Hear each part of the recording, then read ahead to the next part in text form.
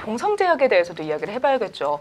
자, 그런데 이 종목은 사실 상승을 하기도 했지만 또 그만큼 밀려나기도 했던 게 허위 사실 유포와 관련해서 좀 불확실성이 있었고요.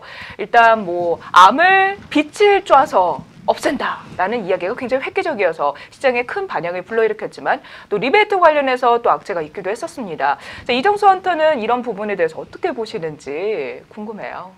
네, 제약주들 같은 경우는 작년 여름서부터 해서 굉장히 좀 강한 흐름을 보여줬습니다. 그리고 많이 올라갔어요. 그래서 바닥에서 대부분의 종목들이 적게 올라간 애들도 뭐 50%에서 100%는 올라갔고요.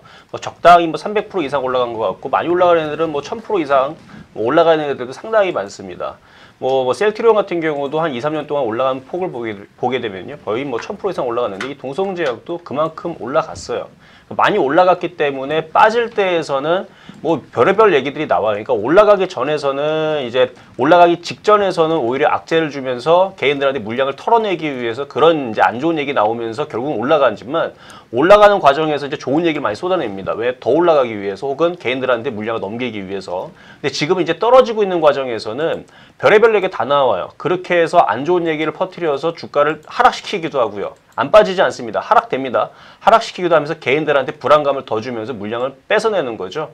근데 이 동성제약이라는 이제 회사를 이제 여러분 보면은, 일단은 제약 쪽으로도 이제 매출이 있지만 이제 화장품 쪽으로도 이제 매출이 있어요. 제가 이쪽에 있는 이제 봉독 화장품 쪽을 그래서 예전에 한번 제가 구매해서 써본 적이 있는데 괜찮아요. 순하고 가격도 싸고 괜찮은데, 문제는 뭐냐면 거기에 대한 매출이 그렇게 좋지를 않습니다. 제약 플러스 화장품의 매출을 통합적으로 보더라도요, 실적이 뭐 나고 있는 회사가 아니고 적자가 나고 있는 회사이기 때문에, 그래서 이게 올라간 이유는 그냥 이렇게 보시는 게 좋을 것 같아요. 뭐 실적이 좋아서 움직였다가 아니고, 제약주들이 워낙 많이 이제 움직였었던 작년 8월 달서부터 해서 올해 1월 달, 2월 달 계속 올라감이 있었잖아요. 한번 차트를 보게 되면, 자, 차트를 보니까 진짜로 작년 8월 달서부터 뭐 장난 아니었었죠. 이때서부터 웬만한 막 제약주들 뭐 다 급등 나오고 막 올라갈 때 얘는 조금 늦바람이 불었어요. 나중에 이제 움직이기 시작했는데, 나중에 움직이더니 이제 올 초부터 이제 오히려 이제 늦바람이 불면서 굉장히 많이 올라갔죠.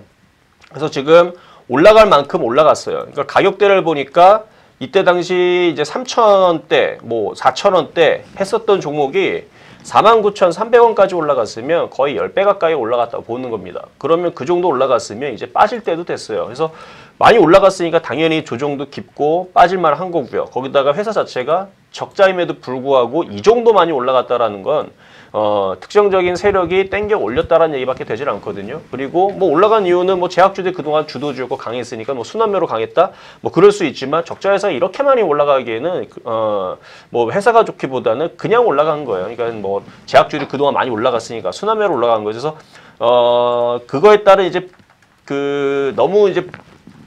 너무 많이 올라갔다는 거죠. 그래서 너무 많이 올라갔기 때문에 그에 따른 부작용일 수도 있는데, 저는 당연하다라고 좀 보고 있고요. 지금 고점 대비 지금 뭐 몇 토막이 지금 났어요. 지금 고점 대비는 뭐 반 토막이 넘게 지금 나 있는 상황인데, 더 빠지지 않을까 해서 지금 제약주들의 흐름들, 물론 이제 최근 이제 연기금이라든지 아니면은 이제 기관 투자자들이 이제 셀트리온 3인방을 좀 많이 샀었는데 배당 때문에 좀 산 것 같은데, 오늘 보니까 오늘 갭 상승을 주고 나서 지금 흔들어 버렸단 말이에요. 그렇다는 얘기는 근데 항상 강의에 갈 때마다 제약주에 대한 얘기들을 많은 이제 오신 분들한테 많이 얘기를 들어요. 다들 한 종목씩을 다 가지고 있습니다. 그러니까 개인 투자자들이 너무 많이 가지고 있어요. 제약바이오 쪽을.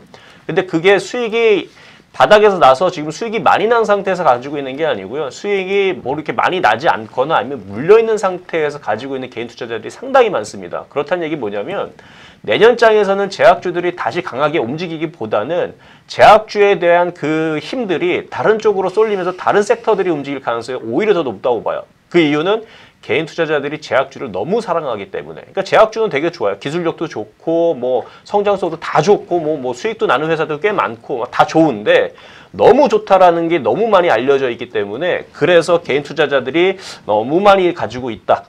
그래서 그 부분 때문에 제약주들은 한동안 좀 조정을 내년에서 좀 받아야 되지 않을까라는 부분 때문에 그래서 동성제약 다시 한번 차트를 보게 되면 지금 가격대에서는 지금도 지금 저점 라인이 있기 때문에 반등은 나오겠지만 반등주 저는 또 빠진다라고 봅니다. 그래서 이전에 빠졌던 한 5,000원 정도 자리까지만 내려온다라 그러면 다시 한번 더 매매로서 그러니까 지금 자리에서 반토막 이상이 더 나면 안전하게 또 다시 제약주를 동성제약을 다시 공략을 해 보실 수가 있겠는데 지금 자리에서는 좀 애매하지 않나 그렇게 좀 말씀을 드려볼까 합니다.